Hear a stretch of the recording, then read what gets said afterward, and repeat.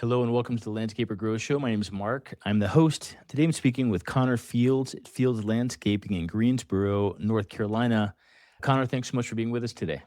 Absolutely, Mark. Pleasure to be here.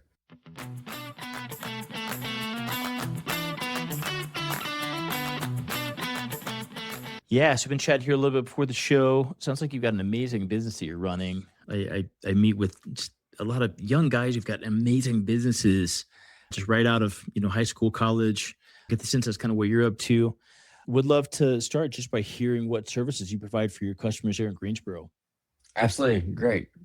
Yeah, we've been around since 2018, so we're giving you a background going on the 9-year mark right there. But thus far, we do full service. So we have maintenance division, we do commercial, residential maintenance, and we have a lawn application program within that. And obviously we do design build projects such as hardscaping, big drainage project. We do a ton of drainage work, especially on the commercial side, working with other subs, doing stuff for Walmarts and stuff too around there with biocells. And then, we do, the commercial maintenance as far as apartment complexes, shopping centers, FedEx stuff, you name it, we do something of its size, right? And we do snow, but we're not really in a snow market. We had a big blessing last year, about 12 inches in about 2 weeks. And it was nuts. It was really nuts. So nobody's prepared in our market at all for that. So it was a blessing and a lot. Unfortunately, some of the budgets with our accounts that we use, they're not budgeted for it. So some of the projects got pushed or whatever for enhancements that we had planned, but overall worked out in the end, and everybody won on that. Man, amazing. Anything that you guys don't do? So, I mean, if, whether it be your commercial customers or residential, you're there doing, hardscaping, landscaping, the different work. Mm-hmm. And they say, we also want to do this. Anything that you guys don't necessarily get into? Maybe sub out to somebody else? Yes, I mean, we do irrigation as well. But most of it we do basically all in house. With it, I guess the main perspective on things that we wouldn't do would be like gutter cleaning, that the pressure washing, that type of stuff. We stay away bi-weekly. Basically, from our maintenance side, we've changed up our business model this year. Is that if they're not willing to sign a lawn application contract in addition, we as a maintenance client, especially on the residential, we're not going to work with them because we want to be full service on their property and build out the route so we can keep our crews busy year round, have that recurring contract of that price point and everything. And what we found is that we can provide better service for our clients, keep our guys busy year round. And also, when I say a client, especially when we used to do biweekly, we cut that out about 2 years ago, and that was the best decision I ever did. So when we did that, what happened was a client we were mowing, we would have like a week of rain in between, and then we'd skip it, right? And we get delayed, and it would just cause so much controversy with their schedule. And then the client gets frustrated, and because we're focusing on getting everything else done, it gets pushed back. And then our truck pulls up and makes our image look bad. The main thing is our image and brand. Our logo is unique. It's on all the trucks, bright yellow. So we want to make sure our image is right. So we want to show up on our clients' properties that do everything with us. Obviously, if they have existing lawn application contractor, we're willing to work with that. But the thing is, over the next year, we have to sign with them or we're going to breach the contract because we just want to have consistency with that. And obviously, there's different levels to our packages. Also, another thing we implemented on the little side note is on our maintenance recurring on the residentials, we required auto pay. And that took out a huge just wave point of just back end work tremendously. Amazing. Yeah. It's amazing. Yeah. So can I just kind of a little bit, just, what is the deal with sort of maintenance? We talk with a lot of different companies that there's folks that are doing exclusively maintenance, and there's companies that are doing a lot of kind of project work and kind of hardscaping. And there seems to be a little bit of a dividing line between the two. It seems like it's tough to make maintenance, mowing, if all just those kind of maintenance level projects and clients, it seems like it's tough to make that side of the business work. Is that correct? And it sounds like that's what you've done by going to auto pay, by kind of more of contract, also having, we need to be able to, we need to have included in our service these lawn treatments, which is going to bring in more revenue. mean, is that kind of what you see as well? And how have you dealt with that part of it, but the kind of lower ticket, you know, kind of high frequency maintenance side of the business? Yeah, absolutely. So our one of our main mission statement is communication, value communication. That's why we win. We're not going to win on price. We'll win with the value we create, and that's what we go into every client basis going forward, saying that we really, going off that statement, Mark, we really want to make sure that we provide the best service, the best quality, thus sell ourselves, and in doing that, completely encapsulate the maintenance side is really good for the cash flow, and that's why we love the maintenance side. So, and we really push into the commercial market because of that, because it's easier to scale. It's also easier to lose clients. So there's a fine line between that. So what helps is recurring that cash flow coming in throughout the year. So it keeps when our landscape guys are slow or whatever, that helps with the snow contracts, right? And that we had a very big blessing earlier this year that this is the highest amount of snow Greensboro's ever had in history Yeah. that we had. So it was nuts. People didn't know what to do. So, but we wouldn't have had those contracts or had those opportunities if we did not have the maintenance. So we kept the maintenance on, and we just choose our ideal client. Not everyone's our right client. We have commercial crews that only do commercial sites that it might not be as high end as we'd like it to be, but it's, mow, blow, go, get it done, get it. But it's large sites like industrial sites, stuff like that, that is, still keep quality, but it's not like we're striping, every other week on a different angle, right? Those type of scenarios, and sometimes the budgets aren't as big as some of these HOAs we do and the higher end residentials that they want, mulching 2 to 3 times a year, or, some of the other businesses and stuff. So really, I love the maintenance because the cash flow. Also, long term, we just plan to grow it. A lot of guys want to sell it. If you don't have the maintenance, you don't have any type of repertoire of value to your business because you're only as good as the next job at design build. And for the longest time, we were only on 1 or 2 maintenance crews for a few years. We were right on that line. And then basically we split off, and now we're on the start of our 3rd maintenance crew, 1 residential and 2 commercial. And then we do 2 landscape crews, and then we've got a lawn tech as well that does all the treatments. And then we have a seasonal leaf truck. So 6 to 7 crews basically running throughout. And obviously we can add some other stuff in there as needed with some of our ops managers and stuff like that. So basically keeping everything consistent with the maintenance is what's helped lead us to it.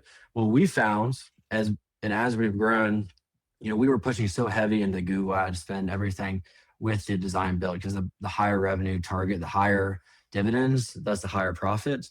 And it led us to the maintenance accounts. We've had better quality clients that way.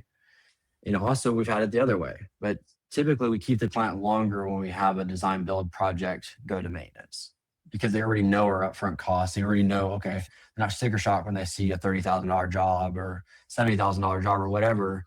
And then you pass over the $6,000 to $10,000 maintenance contract to them per year, right? So it's sometimes you do the opposite. They're like, hey, you're overcharging me. You're only charging me, $6,000 a year for the maintenance, and now you want $80K for this patio or whatever. The same idea. So but as we get into the commercial world, we got to plan with the budgets, work with the vendors better, and making sure that we understand what their real budgets are. And that's been a challenge. It's like, hey, we need all this stuff done. We want it to look good to make our image look good, our brand image, but we got to go at the pace of them. We got to set that plan for them. And, really pushing hard on that to keep the cash flow. But the design build's like what I really fell in love with. My background's at NC State for Turfgrass Management, did all that. Then I left and started the company, and, been at it since, been always doing this stuff since growing up. So worked for another company, doing all that stuff. So worked my way up from the bottom, and, it's possible to grow it with maintenance. A lot of people, unfortunately, are in the mindset that maintenance, there's no money. That's not true at all. There is money in the maintenance. There's a ton of money in the maintenance. You just got to be consistent. You got to keep the communication, and the cash flow will speak for itself. So you can scale that and basically turn it on, an auto pay section, right? So you curate that subscription model for the client, and that's how you get to the next level with it. The Oh, that's long-winded answer amazing. on It's that. a fantastic answer, Connor. It's awesome, man. What a dude. It's just so smart. So different than the way other folks approached it. I mean, you've got 20 employees, right? You're definitely doing a lot of things right. And so, guys, if you missed what Connor just said, a lot of maintenance and project, landscape companies, they enter the market by starting with maintenance, right? And they go and putting out door hangers, whatever. Get a bunch of clients that way, build up 50, 100, 200 clients, accounts that way. And then they take on project work because those customers say, well, I've got this project back here. I want to build this fountain, whatever, in the backyard. I've actually never heard someone talk about going the opposite direction. And it's so smart from a way of like price framing, because if you go in as a project, and they're quoting someone 50, 100,000, $200,000 to do a backyard remodel and then get the maintenance work, there's not the sticker shock from that. It's just so smart. Absolutely. Absolutely. And what going off of that, Mark, it's been good is like, you install what drives me nuts is I see other guys in the industry through events and stuff I'm involved with, and they only do design build or they drop their maintenance. Same, they had maintenance, they dropped it to do design build. But then who's maintaining those $200,000 projects? Who's doing that? You would Mm. automatically get the job basically with having that. And you Huh. have that client for life, the long-term value of that client. Yeah, it might not be the high profit, but it's that continual Mhm. cash flow on it. I mean, that's why, all these, you think about the big corporate companies, they want to keep you as a customer. That's why they let you return everything. They want to keep you. That's what our idea is. We want to keep the long-term client. I mean, it's a little big, bigger picture on that, but we want to keep the client long-term and figure out who is our true client. Not everyone's our true client. That's really hard. We've had to fire a couple clients, and that's tough. That's tough. Where it's like, hey, this is not the right, we're not going to be the right fit. There's some sort of back end stuff that's out of our control, right? Just didn't work, and we had to part ways. And we I'd just love to talk about that. So, and not many folks talk about this, the client fit from your end, right? I mean, we're always trying Mhm. to kind of like fit our business in and like do whatever the client asks for. And they say, can you do this? Yeah, sure. It's not really what we do, but yeah, we'll do that too. You're talking about finding the right clients. And I mean, this is just so important. We're always talking to the people we work with, our clients, landscaper, about like raise your prices, right? I mean, Mhm. be the high price position in the market. It's, the people you're dealing with is so much better, the clients, the profit, all of it. What does it mean to you to find the right client? What is the right client, within a range, more or less? What kind of attributes do they have? And why is it important that you work with those types of clients? Absolutely. I mean, one thing, obviously, our company wasn't around during the recession of '08. I've heard a lot of companies that are, very much larger than us say, hey, if it wasn't for the maintenance, if it wasn't for recurring and not targeting those high end clients, we would have lost everything. Right. Mm. Obviously, there's a bigger picture than that, but you have to target the right clients. When the economy is dropping, the higher clients are still have money. They still have stocks, still have other investments. They own businesses. They own commercial. So that's why I like commercial maintenance because someone always has to maintain it. Mhm. Even if say Dave down the streets loses his job or whatever, you still have work because the big commercial property still has to have service. They still run a business, even though that guy, in a recession hits the landscaper and the other entities are typically low. The first one's fired. So you got to think about that in a bigger picture, who you want our client to be, because we want to encapsulate everything with that client. We try and get as much services out of them. And we're working on it. We're obviously trying to improve every day, but reaching out to old clients through MailChimp, doing that type of stuff. Who we've done that. We're working on that this month. Say, hey, who haven't worked touch base with since last year?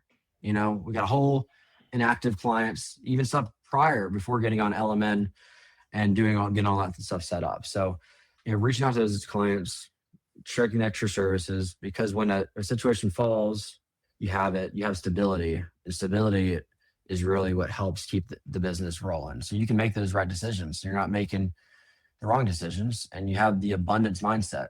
You have to have that within the client space because if you think on a scarcity mindset, Mark, it's just really just not right. Not you think, oh, if I lose that client, I'm going to lose everything. No, you're not. We've lost some big accounts. We've lost big accounts, and we learn from it. Like I hate we lost some of these accounts. I think about it, but like, how can we improve with the team, and how can we train a team with it? It's amazing, Connor. Yeah, I have so many questions. go for it. Well, I think it'd take this like 3 hours. Yeah. Last question really for you is, how have you learned what you've learned? I mean, you've learned it on the job, you've learned it, you've done some education, some traditional education, potentially in different ways.